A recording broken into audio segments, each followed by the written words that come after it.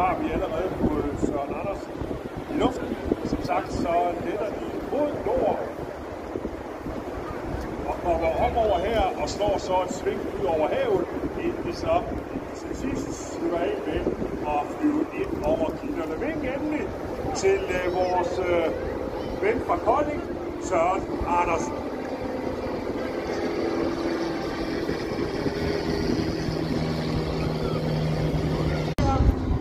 Der hvor han er på vej tilbage til sit udgangspunkt, som er Hadsund.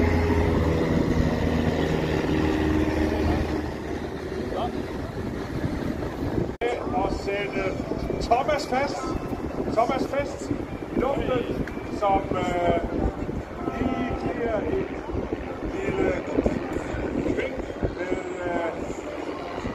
maskinen, inden han sætter kurs